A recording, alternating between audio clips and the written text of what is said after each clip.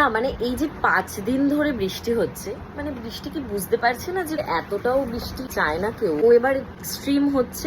রাস্তায় তো ন্যাচারালি জল উঠছেই, আর যেই রাস্তায় ভাবতাম যে জল উঠলে আমি পর্যন্ত ডুবে যাব, সেই রাস্তাতেও জল ভাই। এবছর রাস্তাটা ছেড়েই দাও, আমার বাড়িতে জল উঠে গেছে।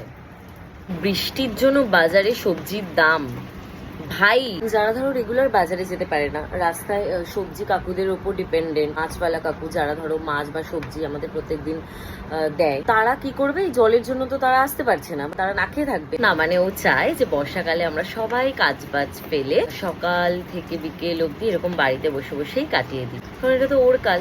ভিডিওটা করার সময় ও থামেনি, কন্টিনিউ হচ্ছে। দেখো সাউন্ড পাবে তোমরা, শুনতে পাচ্ছ না? আর ভালো লাগছে না ভাই। এবার তো মনে হচ্ছে বৃষ্টি আর বর্ষাতে ব্যাপারটা থেমে থাকবে না, এবার এই ব্যাপারটা বন্যাতে চলে যাচ্ছে, আর এরপর আমরা বন্যার ত্রাণও পাবো। আর এই বৃষ্টিতে সবচেয়ে ভয়ঙ্কর, মানে সত্যিকারেরই ভয়ঙ্কর যে ব্যাপারটা, সেটা হলো বৃষ্টির মধ্যে এত বড় সাপ দেখতে পাওয়া। আমি আজকেই দেখেছি একটা।